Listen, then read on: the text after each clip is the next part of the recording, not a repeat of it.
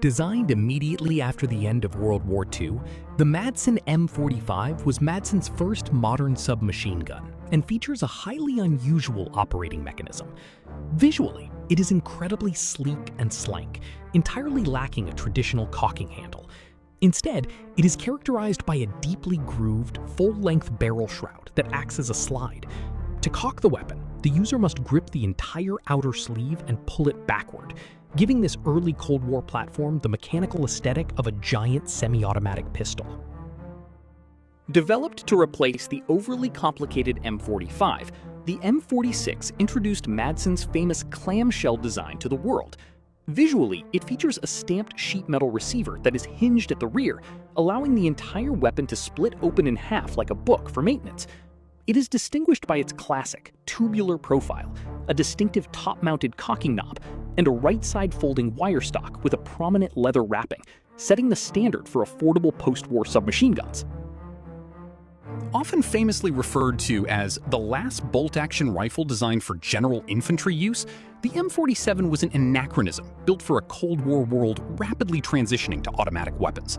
Visually, it retains the classic rich wooden stock of a World War II service rifle, but is instantly modernized by a prominent integrated muzzle brake, a rubber recoil pad, and modern rear peep sights, blending old-world military aesthetics with modern shooting comforts.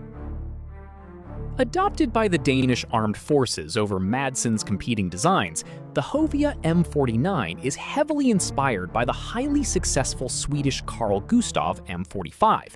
Visually, it features a highly utilitarian, tubular stamped steel receiver and a robust, right-folding metal stock. It is characterized by its heavily perforated barrel shroud and a prominent, straight-box magazine extending downwards, establishing a rugged, no-nonsense silhouette that served as a reliable workhorse for decades. The most famous and widely exported iteration of the Madsen clamshell family, the M50 refined the earlier M46 design into an iconic Cold War staple.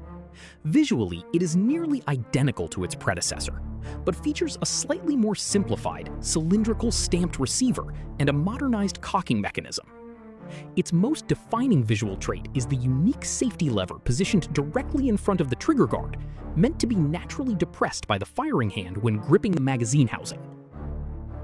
An attempt to keep a legendary design alive in the Cold War era, these were heavily modernized variants of the classic Madsen light machine gun that first saw action in the early 20th century. Visually, the weapon retains its iconic, bulky rectangular receiver and the unmistakable top-feeding curved magazine offset to the left. However, it stands out with post-war upgrades like a shortened barrel, a modern carrying handle, and a lightweight bipod, creating a fascinating bridge between trench warfare and the atomic age. The final major evolutionary leap in the Madsen submachine gun lineage, the M53 was designed specifically to improve upon the feeding reliability of the M50. Visually, it retains the exact same stamped clamshell receiver, top-mounted cocking knob, and folding leather-wrapped wire stock of its older brother.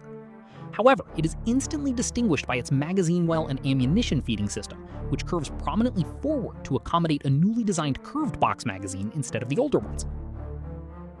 Designed from the ground up to compete with weapons like the German MG3 and the Belgian MAG, the Madsen-Saetter is a classic Cold War belt-fed machine gun.